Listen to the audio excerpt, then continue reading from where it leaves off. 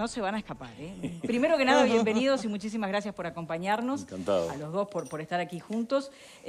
Muchísimos temas para conversar con ustedes, pero si les parece ya podemos darles la bienvenida, arrancando por este que estábamos debatiendo antes de que ustedes se acomodaran allí. No nos podemos poner de acuerdo ni en las cifras. ¿Qué está pasando en esta campaña electoral? Yo creo que ¿Cómo la están viendo? las cifras, bueno, primero, buenas tardes, un gusto, encantado de estar junto con Mónica en esta posibilidad de intercambio y de diálogo y también, ¿por qué no?, de polémica. Yo creo que las cifras son claras, los números son los números, son los del Instituto Nacional de Estadística o del Banco de Previsión Social. Tenemos mucho más empleo que cuando arrancó este gobierno, a pesar de que en el medio tuvimos la caída de la pandemia, después tuvimos la crisis de competitividad con Argentina, tuvimos el problema de la sequía, la más grande en la historia. Hubo de todo y, sin embargo, tenemos hoy alrededor de 80.000 puestos de trabajo más que en el 2019. Tenemos una tasa de informalidad entre 3 y 4 puntos más baja que en el 2019 y tenemos un poder adquisitivo del salario 2 puntos y medio por encima del 2019. Y eso, la verdad, son resultados, primero, muy positivos, particularmente valiosos porque nos tocó un periodo donde justamente el empleo estuvo en el medio del drama, y sin embargo, bueno, es parte de lo que podemos mostrar como resultados de una gestión que yo creo que fue una gestión muy exitosa. Nosotros estamos muy contentos, no satisfechos, siempre hay más cosas para hacer, pero sí contentos. Vamos a ir a hablar de esas medidas en minutos nada más, una serie de propuestas que ustedes están presentando para incluir en el compromiso con el país, pero además tienen un programa de gobierno con muchas propuestas, son unas cuantas páginas de diversas áreas, pero antes que nada, esta es una fórmula que se repite. Sí. Ustedes estaban juntos, así en esta circunstancia, hace 4 años. ¿Qué diferencias ven con la campaña de hace 4 años con esta? ¿Cómo la están viviendo? 5. Bueno, porque a veces a él le gusta comentarlo porque fue quien eligió conformar así la fórmula. Pero sí, la gran diferencia respecto a la campaña anterior, sin ninguna duda, es el hecho de que llegamos a ella con 4 años y pico de gestión. Podemos mostrar, en lo personal, puedo mostrar una experiencia de gestión pública y ya una consolidación como dirigente política, no una consolidación porque lo estoy haciendo maravillosamente, sino porque tengo 4 años más de entrenamiento en esto, tengo buenos maestros, compañeros, compañeras, profesoras, que a uno le dan un aprendizaje, un entrenamiento. Y como fórmula, porque bueno, sentimos que el partido consideró que reflejamos cuál es la postura de nuestro partido, el énfasis en la reivindicación de las políticas sociales, de las políticas de equidad, básicamente, porque, bueno, seguimos pensando que una parte muy importante de las políticas sociales, sin duda, son las políticas que tienen que ver con el empleo, con el trabajo, con la inclusión de quienes más necesitan un apoyo para ser incluidos y, por lo tanto, tanto el partido como, bueno, el mismo Pablo entendió que era la mejor forma de expresar a nuestro partido, que ya tiene 22 años y que ha tenido una trayectoria de honestidad en las personas que integraron los cargos públicos, de compromiso con el trabajo y de compromiso con determinadas causas, digamos. Después de esos 4 años y pico de gestión, ¿pueden seguir diciendo que son, por ejemplo, la pata de izquierda dentro de la coalición? Sin duda. Más todavía. Yo creo que es claro que es una coalición donde hay sectores más a la derecha y otros que estamos más hacia el centro izquierda. Ese es el posicionamiento nuestro. Es más, yo diría que esta fórmula es el desmentido de algunos malos augurios que hacían los que están hoy en la oposición, que cuando empezó el gobierno auguraban un retroceso en la agenda de los derechos de las mujeres, etcétera, etcétera. Bueno, la presencia de Mónica en Mujeres dio un desmentido a esa situación y toda su gestión.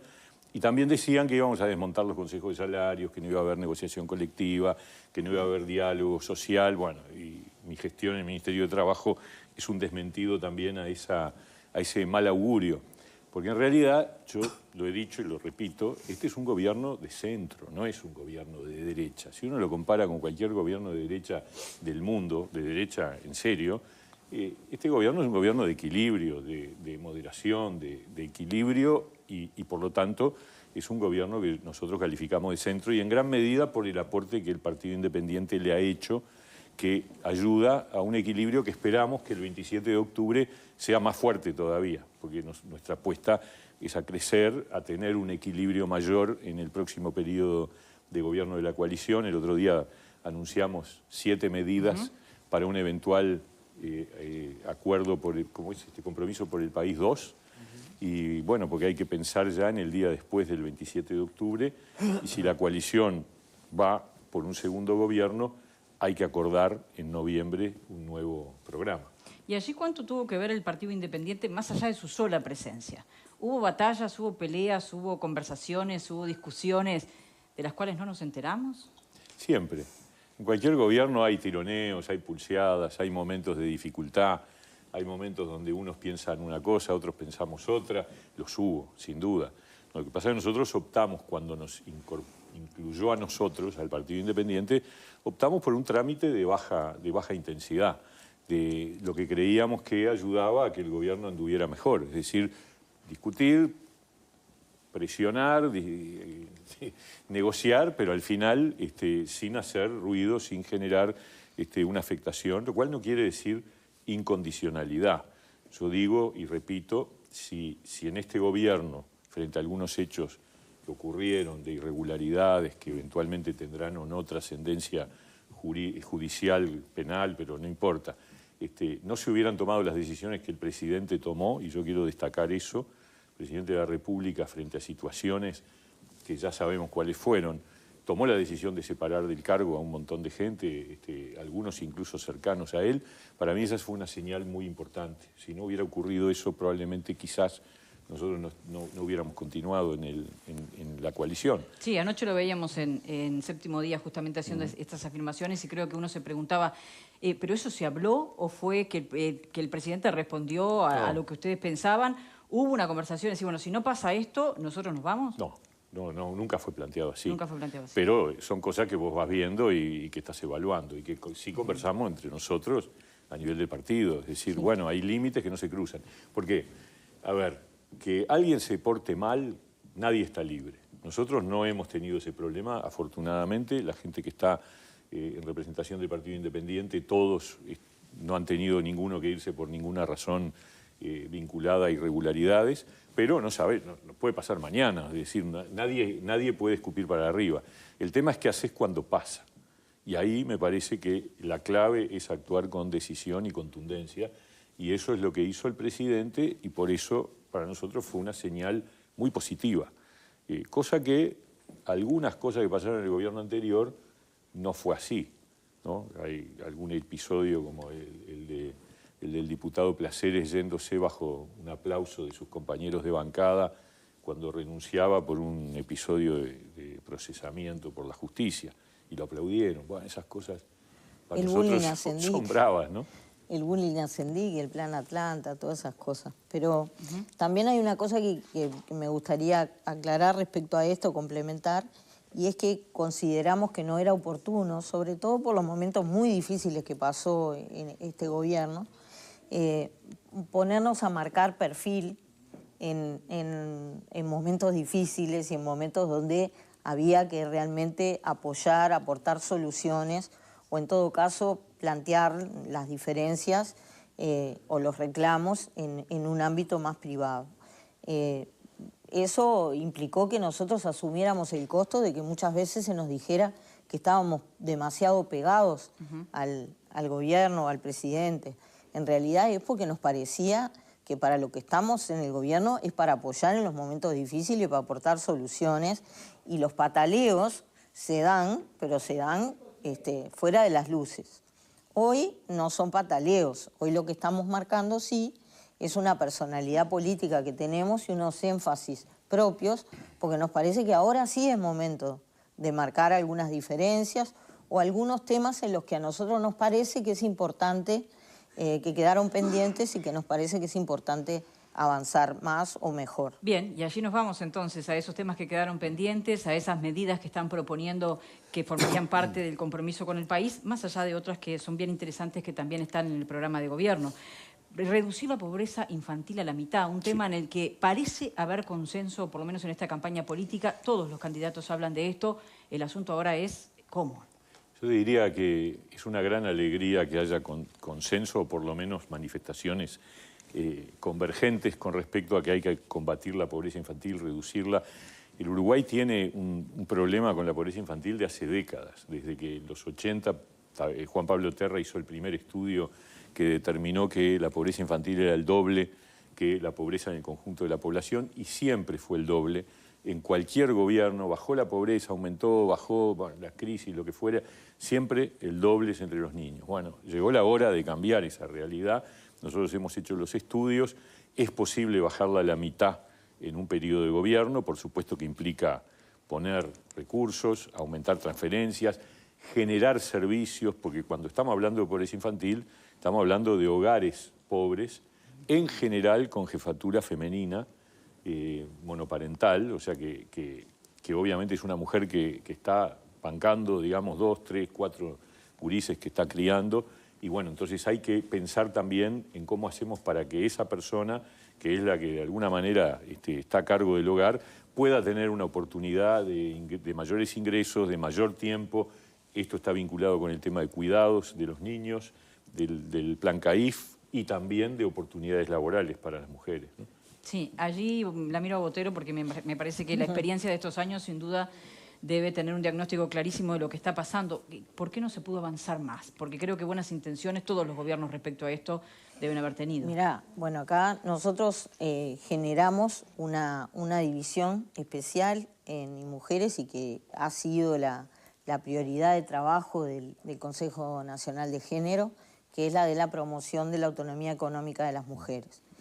Históricamente hemos tenido diferencias muy fuertes en el mercado laboral, entre otras cosas porque hasta hace unos 50 años, quizá 40 en este país, no hubo una incorporación masiva de las mujeres al mercado de trabajo.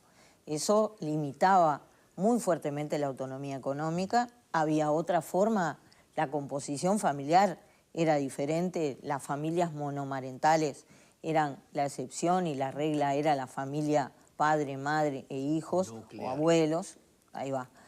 Y bueno, las cosas han cambiado, las mujeres no solamente se han integrado al mercado laboral por necesidad económica y porque también han cambiado. Hay que ver que es primero el huevo o la gallina. Si la mujer que tiene autonomía económica tiene también autonomía, por ejemplo, para decidir una separación, por ejemplo, o si la autonomía económica le ha dado a las mujeres esta posibilidad, que en otro momento mantenían la dependencia de por vida porque no tenían esa posibilidad. Claro. O quizá, vaya a saber, el mundo realmente tuvo una revolución enorme en la vida privada de las personas, en las familias, en las dinámicas familiares, y eso hizo que el lugar de las mujeres en el mercado de trabajo y en todos los sentidos, desde el mundo académico hasta el servicio doméstico, la incorporación y las dificultades de esa incorporación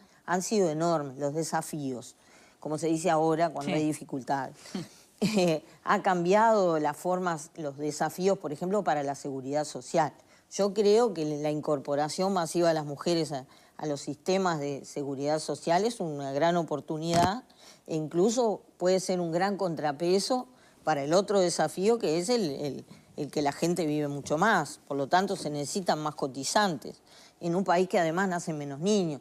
O sea, es un tema complejo que no se resuelve ni se avanza significativamente de un gobierno al otro. Aún así, nosotros tuvimos logros particularmente en el mercado de trabajo.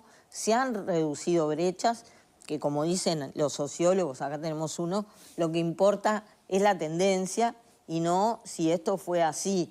La tendencia ha tendido a que la diferencia en los ingresos por el mismo trabajo se redujera, un poco, pero se redujo, que la brecha de desempleo también se redujera un poco, que el enganche, o sea, la tasa de actividad de las mujeres en el mercado, o sea, la tasa de actividad se redujera la brecha, hay una brecha de 15% entre mujeres y hombres.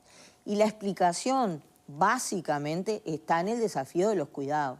Claro. Está dentro de las académicas, las científicas del Instituto Pasteur te dicen que ellas les cuesta mucho más avanzar una vez que llegaron al grado 2, porque es la edad en la que tienen hijos, en la edad en la que pueden producir menos, papers, lo que sea, que es lo que te da prestigio académico, pueden irse menos de beca. Y los varones, se ha hecho un estudio objetivo, por ejemplo, las mujeres que tienen 3 hijos, del grado 2, les cuesta salir. Y a los varones que tienen 3 hijos no les cambia nada el llegar al grado 5 o no. Y lo mismo pasa en el sector socioeconómico más bajo de todo. Las mujeres que están en situación de pobreza, que son la mayoría de las madres, de los niños en situación de pobreza, no se pueden enganchar al mercado laboral, entre otras cosas porque tienen o trayectorias educativas que tuvieron que suspender por embarazo, o porque no pueden salir a trabajar porque viven lejos del centro, de los lugares donde puede estar el trabajo, y no tienen cómo dejar a los niños y niñas porque un CAIF no todos son de tiempo completo, etc. Para nosotros el nudo de la desigualdad se puede desatar significativamente si ponemos el foco en los cuidados, no solo de niños y niñas, también de personas mayores. Y eso para la economía, porque no es solamente gasto, el sistema de cuidados es una inversión. Eso para la economía también puede traer sus beneficios porque aumentan los cotizantes, porque las mujeres con una alta formación en la que el Estado invirtió mucho pueden volcarlo a la sociedad, etcétera, etcétera. Estos son desafíos que es como la educación, no se cambian de un gobierno a otro y se necesitan políticas de Estado. Bien, justamente parte de las medidas tienen que ver con reducir la deserción en la enseñanza, seguro de paro para unipersonales, redistribución de la policía en materia de seguridad, también fortalecer la transparencia, reducir la burocracia, ¿no? Es otra de las medidas. Ahora vamos a ampliar un poquito algunas. Ingreso por concurso funcional a los gobiernos departamentales, pero también en el programa de gobierno ustedes amplían esto, incluso a cargos gerenciales en los organismos públicos. Así que son unas cuantas para seguir conversando. Vamos al panel. Diego. No, interesante leer las medidas. Realmente es un programa de corte progresista. Ahí uno lo que se plantea es cómo lograr que el Partido Independiente convenza a sus socios de que este programa debe ser aplicado, porque muy bien decía Botero, lo que importa es la tendencia. Y la tendencia de la pobreza infantil ahora es al incremento, antes era el descenso, ahora es al incremento. Entonces hay que dar vuelta. Dicen, es importante el sistema de cuidado, pero el sistema de cuidado ha estado paralizado en este periodo. Dicen, es importante una política de drogas integral, y vaya si Daniel Radío ha sido un referente al respecto, que muchos reconocemos su gestión y su liderazgo. Sin embargo, hace pocos días acá estuvo la candidata a vicepresidente del Cabildo Abierto y dijo que lo que ha hecho el Partido Independiente de Política de Drogas es un desastre. Lo dijo así, de manera muy contundente. Entonces, está bien, me parece que es un programa interesante. Lo que a uno le interpela es cómo van a hacer para convencer a sus socios de que estas cosas deben ser implementadas y no simplemente, bueno, se va a lavar en esa tensión de que hay una derecha y una izquierda, como decía Mieres, pero la derecha viene ganando en la interna de la coalición, ¿no? Es más fuerte, tiene más pesos. Tus propios ejemplos demuestran lo contrario. ¿Quién dirige hoy la Junta Nacional de Drogas? ¿La candidata a vicepresidente de Cabildo o Daniel Radío? Claro, pero las reformas que ustedes proponen... ¿Quién dirige el Instituto de las Mujeres? ¿Mónica Botero o alguien de los que cree que los avances de la ideología de género son un peligro para la humanidad? Mónica Botero. ¿Quién dirige el Ministerio de Trabajo y Seguridad Social durante todo este periodo hasta que entré en campaña electoral? Pablo Mieres, no los que pensaban que había que hacer no sé qué cosas con la negociación colectiva. Entonces la verdad... Pero esos son cargos, no resultados. Los cargos los tienen, los resultados no están. ¿Cómo? O sea, ha aumentado la pobreza, los empleos que se crearon son todos informales, los ingresos reales del 95% de la población disminuyeron, entonces ocupan los cargos, pero no han logrado los resultados. Lo que está diciendo no es verdad. Sí, es verdad. No es verdad. Todo chequeable. No, que los empleos que aumentaron son informales.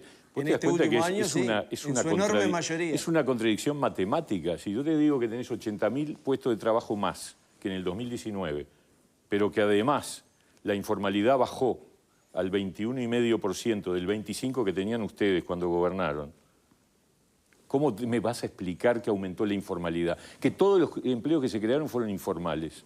Es ridículo. Que es matemáticamente dicho imposible. por todos los analistas, en los empleos que se crearon en el último año hay un predominio enorme de la informalidad. Primero, ya bajaste de total a predominio. Segundo, hubo un aumento proporcional de la informalidad en el año 23. En el año 23 durante un semestre. Pero no fue así en todo el periodo. Al contrario, lo que aumentaron fueron... Es más, tenemos el récord de trabajadores inscriptos en la Seguridad Social. Hay 1.600.000 trabajadores en el BPS. Es el récord desde que se lleva el conteo. Y eso ocurrió en este periodo de gobierno. Entonces, decir que... Yo me acuerdo, a ver... Ustedes nunca reconocen nada, ese es el problema, ¿no? La verdad, me acuerdo de una entrevista que le hicieron a tu candidata. Personal. Me acuerdo pero justamente actuás igual que el resto de tus compañeros de partido. No reconocen nada. Me acuerdo un día que le hicieron un reportaje a Carolina Cose y en un momento la periodista le dice, pero entonces usted no reconoce nada bueno de este gobierno, y se queda en silencio. Y entonces le dice, pero tener 80.000 puestos de trabajo más no es un logro. Sí, pero son de mala calidad. Wow. Es de terror. Olivera, ¿usted no reconoce nada? Yo reconozco, decía que Daniel Radío me parece un referente y que pero dijiste que las políticas habían fracasado. No, lo que digo es que ustedes se proponen reducir la pobreza infantil a la mitad y son parte de un gobierno donde han ocupado cargos muy importantes y la pobreza infantil ha crecido. Lamentablemente ha crecido. Pará un poquito. En el mundo entero. No, pero estamos hablando de Uruguay. Usted no se propone como presidente de lo propone también y gobernó durante 15 años. Vino la pandemia y el salario de los trabajadores del planeta bajó. Y aumentó la pobreza. Pero ustedes le están diciendo a la gente que van a bajar la pobreza a la mitad. También va a haber un mundo en el próximo periodo. En todo el planeta. En Uruguay estamos un punto arriba del 2019 en pobreza. Estamos en 10% contra el 9% que había en el último año de gobierno del Frente Amplio, donde ya había empezado a aumentar la pobreza. Esa es la realidad. Y venía bajando el empleo, 50.000 puestos menos en los últimos 3 años. Es verdad que nosotros hoy todavía no tenemos un número de pobreza similar al del 2019. Eso es verdad. Entonces, y que la pobreza infantil es el doble, igual que siempre. Cuando ustedes gobernaban, tenían el 9, pero la pobreza infantil era el 18. Es la misma proporción. La infantilización de la pobreza es una constante, por supuesto. Estructural. Pero que ha crecido la pobreza infantil. Si no la redujeron. Pero mire, usted lo acaba de decir. La pobreza, la pobreza general aumentó un punto y la pobreza infantil aumentó 3 puntos. Entonces, siguiendo su razonamiento matemático, la infantilización de la pobreza tiende a agravarse. Bien, estamos volviendo casi al principio de tu ponencia, así que vamos con otros panelistas. Connie, ¿estás haciendo números ahí? No, estoy levantando presión. Diego, tú sos suplente en el Senado. Entonces, yo que soy un votante nada más de la coalición multicolor, lo menos que puedo decir es que el nivel con el que estamos haciendo las afirmaciones, yo sé que me mandaste un trabajo por WhatsApp de la Facultad de Ciencias Económicas como la absoluta única manera yo no digo que sea la verdad absoluta. A ver, el tema de los resultados de este gobierno creo que lo repasó muy bien el señor ministro en las áreas suyas, la directora de Mujeres, pero yo además celebré que, digamos, hablaran de la acción del doctor Radío en la Junta Nacional de Drogas, de Gerardo Sotelo, en las emisoras del Estado, y no citaron, pero yo celebro siempre, será porque es mi tocayo, al director, al doctor Conrado Ramos, que dirigió durante los primeros 3 años y medio la Oficina Nacional del Servicio Civil, dando un gran salto que se recogió quizás más tarde de lo que hubiéramos querido en el presupuesto. pero lo que estamos viendo es que ustedes, como siempre, si la realidad no se corresponde con los relatos, peor para la realidad.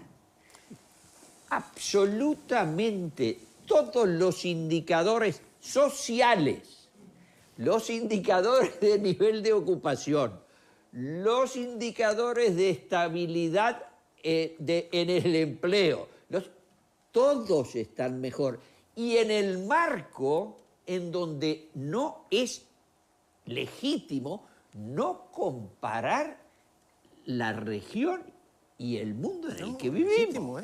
Dos datos que convierten a la gestión de este gobierno en lo que es el espíritu con que los ciudadanos están esperando el 27 de octubre, que es con la total tranquilidad.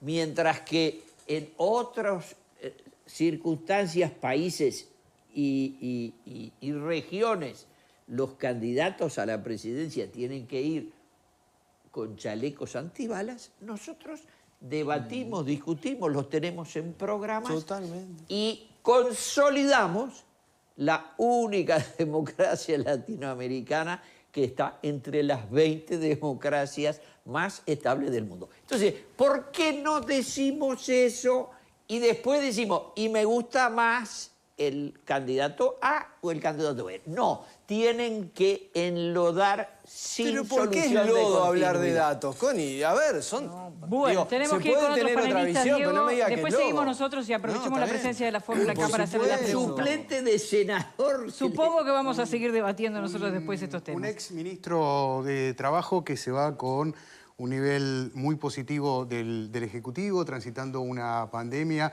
y llegando con herramientas como el seguro de desempleo parcial. Una mujer a la vicepresidencia, muy solvente en cuanto a políticas sociales, con un equipo técnico, la verdad que muy interesante, ¿no? Para ser un denominado partido pequeño. Yo recuerdo que fueron los primeros en cuantificar precisamente cuánto dinero se necesita para abatir la pobreza infantil, un dato para nada menor. Y con muchos cuadros que podría destacar, y bueno, solo por nombrar a uno, Daniel Radío, ¿no? La pregunta, Pablo, es, con ese panorama, que yo creo que es ciertamente así, ¿por qué hay alguna encuesta que hoy registra una intención de voto tan baja para el Partido Independiente? Es una pregunta que nosotros también nos hacemos. Sí, no entendemos, pero bueno, y a mano nos gusta. Hay otras que dan un poco mejor, digo, hay varias, no importa. Sí. Lo importante es que nosotros estamos convencidos de que la gente nos va a dar un respaldo equivalente a lo que nosotros creemos merecernos. Que la verdad hemos hecho un buen trabajo. Recién, Pepe, tú hiciste te agradezco además los conceptos que nos abarca a nosotros y al partido mismo, porque es verdad, el Partido Independiente demostró en este periodo que tenía una faceta que hasta ahora no habíamos podido probar, que es la capacidad de gestión de gobierno. Nos tocó gobernar, cogobernar, y lo hicimos bien. Y en cada una de las tareas, además, tenemos gente de confianza política, pero también de idoneidad técnica. O sea que yo creo que son los dos conceptos que hay que tomar en cuenta cuando se eligen las personas en las responsabilidades. Confianza política, sin duda, pero también idoneidad o competencia para cumplir la función que se debe cumplir. Entonces, la verdad, yo creo que nosotros vamos a tener un resultado positivo en materia electoral, porque además queremos que la coalición que aspiramos a que siga gobernando en el próximo periodo tenga un reequilibrio dentro de sus fuerzas y que el Partido Independiente tenga más peso para impulsar estas medidas que recién informábamos, que nos parecen además muy necesarias para que el Uruguay, a ver, si yo tuviera que definir cuál es el gran objetivo que el Partido Independiente quiere para el Uruguay en los próximos años, que el camino de estudiar y trabajar vuelva a ser el camino que todos los uruguayos elijan para el ascenso social. Yo creo que eso se ha quebrado en gran medida por estos indicadores, por la deserción estudiantil, por el desempleo juvenil, por la pobreza infantil, y eso es lo que queremos restaurar, para que el Uruguay vuelva a ser ese país que uno recuerda de hace muchos años, donde los padres, las madres decían, yo quiero que mis hijos estudien y que después trabajen, y se encargaban de trabajar en ese sentido, y ahora eso se ha aflojado, y eso repercute en el problema de seguridad, porque el camino alternativo para hacer plata ascendiendo, comillas, socialmente, es el camino de portarse mal, de la delincuencia. Entonces ahí es donde tenemos que volver a cimentar esa recuperación. Nos quedan algunos minutitos, Pablo. Sí, yo recordaba ahora esta discusión de los números que se daban, Sí. ¿no? Y ese relato, hace poco Orsi diciendo que estaba en el programa del Partido Nacional, el anuncio que habían hecho la fórmula del Partido Nacional ahora, ¿no? Con la creación de esta dirección para las personas autistas y demás, y lo decía una y otra vez y después se tuvieron que dar cuenta que eso no existía dentro del Partido Nacional, ¿no? Dentro del programa. O sea, se repiten cosas que a veces llama poderosamente la atención del candidato a la presidencia del Frente Amplio lo diga, entonces que nuestro amigo Diego de repente se equivoque o no me llama la atención. Después lo seguimos nosotros, pero después de la pausa lo seguimos. La pregunta es un poco irónica. La pregunta es, ustedes tuvieron gestión en este gobierno, en determinados cargos y tuvieron gestión. Quizás demostrar esa gestión que se tuvo puede incidir un poco con lo que decía Pepe, con aquella votación que se logró allí por el 2014, que se llegaron unos 75.000 votos. Creo que fue una muy buena votación, con un senador, 13 diputados, y bueno, y ahora una votación que creo que nos llegó a los 25.000 votos. Demostrar esa gestión que se tuvo durante todo este periodo, ¿es la herramienta para poder lograr aquel resultado o quizás superarlo? Esa es la propuesta que tiene el Partido Independiente para mostrar a la ciudadanía y lograr recuperar la confianza. Sí, sin duda es la gestión, por supuesto. Nosotros creemos que haber hecho las cosas bien y haber hecho además unas gestiones que son coherentes con lo que siempre levantamos, no fue una cosa ocasional que se nos ocurrió en estos años. El Partido Independiente tiene una trayectoria de venir en el mismo sentido, incluso quienes aportaron desde sus raíces anteriores al Partido Independiente vienen de lugares así, reivindicando estos temas con los cambios históricos que se han dado, pero hemos sido coherentes con eso y en el momento de gestionarlo lo pusimos en juego, pusimos la espalda política, fuera chica, grande, en todo caso pusimos espalda con espalda muchas para poder concretar lo que siempre estuvimos diciendo y no cosas que se nos ocurrieron porque estaba bien, porque estaba de moda. Eso por un lado. Por otro lado también queremos reivindicar la confianza. Hoy la gente mira mucho al candidato. ¿Quién es? A la persona que vota básicamente a la presidencia de la República. A su equipo también, y si nos miran, ojalá. Pero miran al candidato a la presidencia. Y nosotros queremos reivindicar que él, nuestro candidato principal, es una persona en la que se puede confiar. Y creo que ese es un valor importante. Es una persona confiable. Unos 30 segundos. Y a eso es que apelamos, por ejemplo, porque sabemos que en octubre se nos juega la interna de la coalición, para poder concretar, como preguntaba Diego, una influencia mayor en nuestras posturas, necesitamos y estamos pidiendo que nos acompañen y nos presten ese voto por 5 años para poder imponer esa agenda.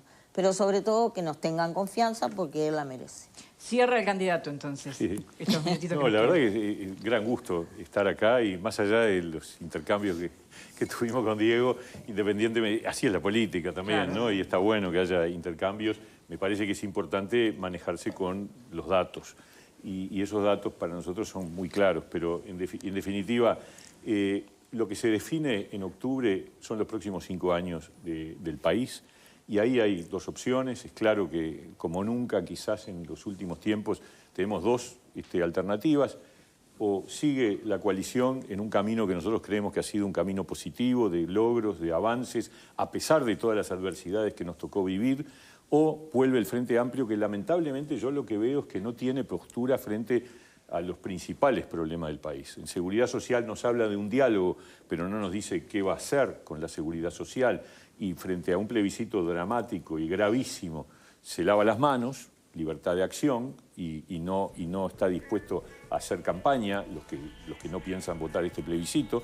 De educación no dicen nada, o mejor dicho, lo que están diciendo me preocupa enormemente porque es un retroceso hacia el corporativismo. Entonces nosotros creemos que tiene que ganar la coalición para seguir avanzando y para impulsar estas medidas que recién tú enumerabas. Pero además queremos tener más peso. Nos parece fundamental y eso se define con la votación parlamentaria del 27 Van a tener de que octubre. regresar porque son más medidas. Hay Sí. un programa de gobierno, como decíamos, más de 60 páginas. ¿Dónde se encuentra el programa de gobierno? Está en la página web del partido, Perfecto. partidoindependiente.org. Quien quiera profundizar Uy, entonces punto uy. en las medidas que ustedes proponen. Muchísimas gracias por acompañarnos. No, encantado, un gusto. Gracias. Hacemos la última pausa y ya regresamos.